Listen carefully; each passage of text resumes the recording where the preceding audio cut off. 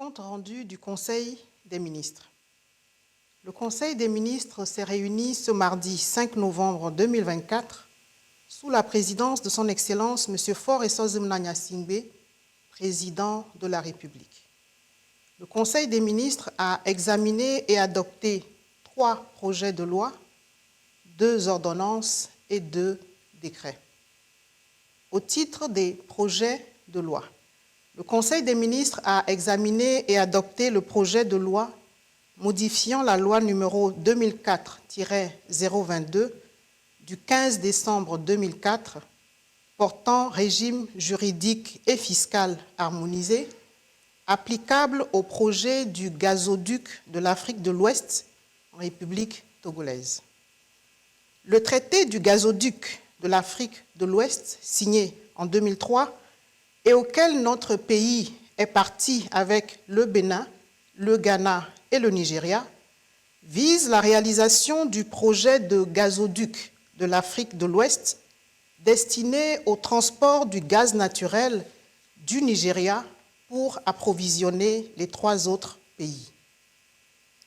Les changements intervenus depuis lors dans l'environnement du projet induisent la nécessité d'adapter les dispositions de la loi du gazoduc de l'Afrique de l'Ouest relatives à 3 aspects, à savoir la période d'exemption fiscale accordée à la société West African Gas Pipeline Company Limited, WAPCO, le taux d'imposition de WAPCO et la possibilité d'octroyer des licences à d'autres chargeurs.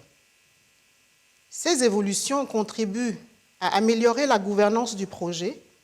et à insuffler une dynamique nouvelle à la société WAPCO et au réseau du gazoduc de l'Afrique de l'Ouest. Elles permettent notamment aux États parties de pouvoir diversifier les sources d'approvisionnement en gaz naturel afin de mieux répondre aux besoins croissants. Le Conseil des ministres a examiné et adopté le projet de loi autorisant l'adhésion du Togo à la Convention internationale de 1992 portant création d'un fonds international d'indemnisation pour les dommages dus à la pollution par les hydrocarbures. Les atouts dont dispose notre pays en matière d'opérations portuaires, notamment le climat de sécurité et les bonnes performances du port autonome de Lomé,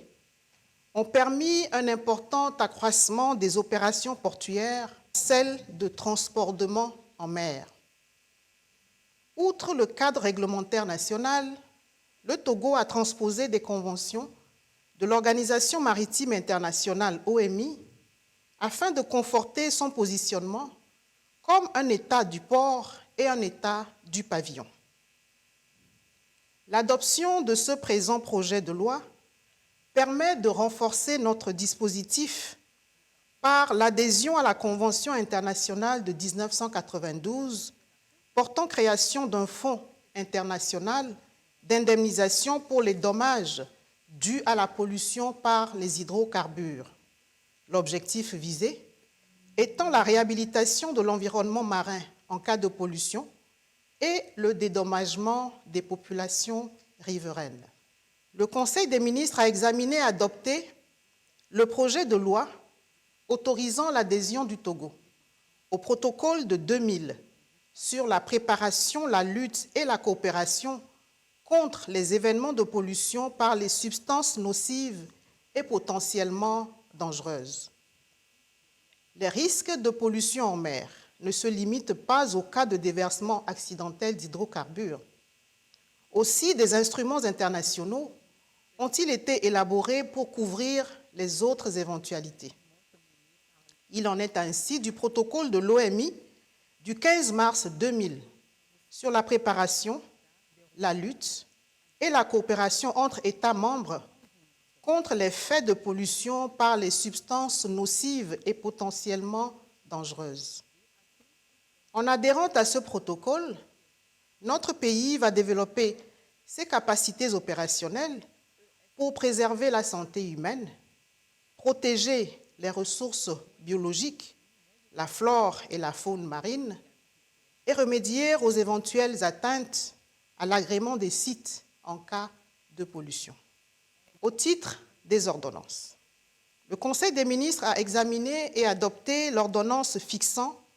le nombre de sénateurs, les indemnités, les conditions d'éligibilité ou de désignation, le régime des incompatibilités et les conditions dans lesquelles il est pourvu au siège vacant, ainsi que le statut des anciens sénateurs. Dans le système parlementaire bicaméral prévu par la Constitution togolaise, le Sénat, deuxième chambre, est composé pour 2/3 de ses membres de personnalités élues par les représentants des collectivités territoriales et d'1/3 de personnalités nommées par le président du Conseil.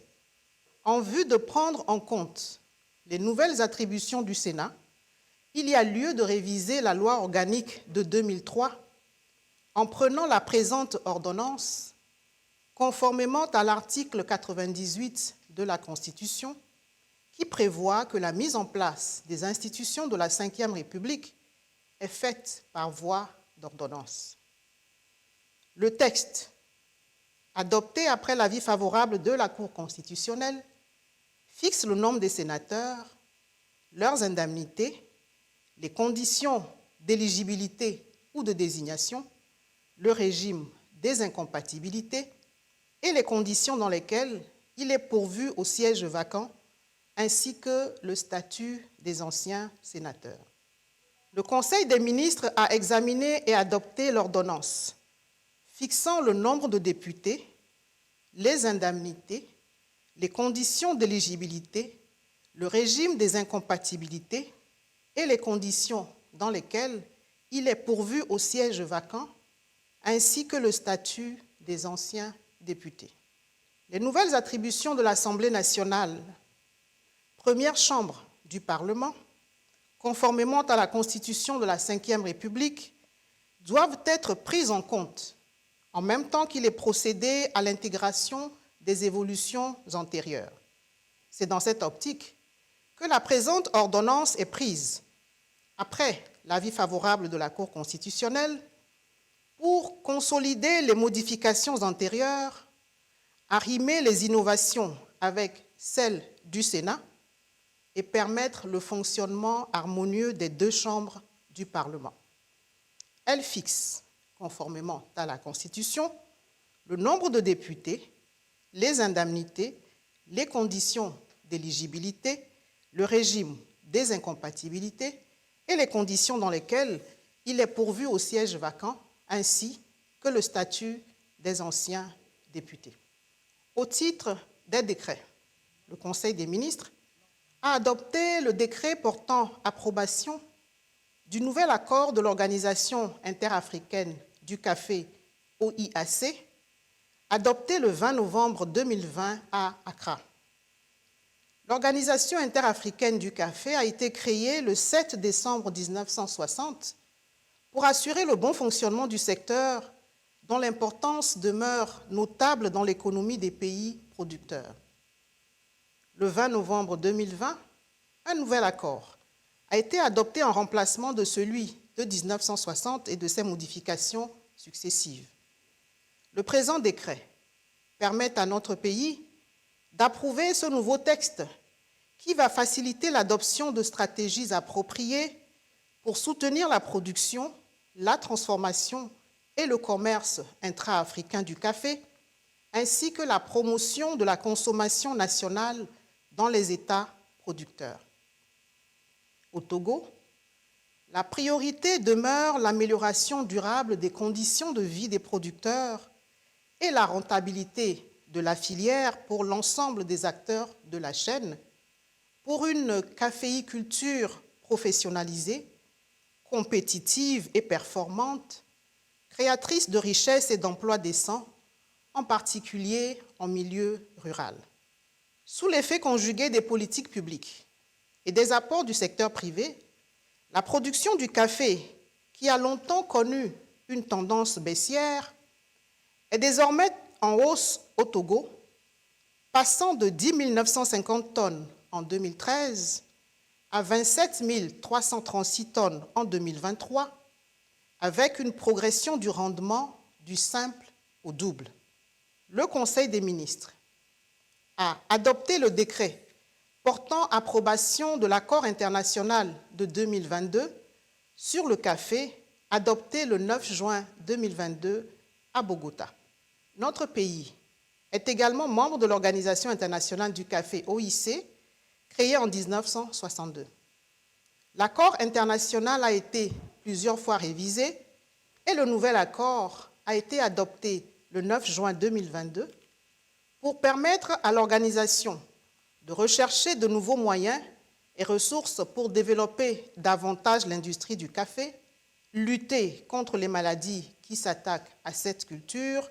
et contre les changements climatiques. L'approbation du nouvel accord par le Togo ouvre la voie à l'adoption de stratégies appropriées en vue de soutenir la production, la commercialisation, la transformation et la consommation locale du café d'une part, et d'autre part, d'améliorer les conditions de vie et de travail des producteurs à travers l'accroissement des exportations. Notre pays ambitionne de doubler la production nationale de 25 000 tonnes à 50 000 tonnes à l'horizon 2030 et d'accroître la transformation nationale qui devrait atteindre un volume de 20 000 tonnes, soit une augmentation de 40%. L'objectif est de procurer des revenus décents aux producteurs, d'assurer une répartition juste et équitable des revenus, d'améliorer la productivité et la qualité du café, de mobiliser des investissements conséquents dans le secteur et de promouvoir les initiatives entrepreneuriales des jeunes et des femmes sur toute la chaîne de valeur de la filière. Fait à Lomé, le 5 novembre 2024, le Conseil des ministres.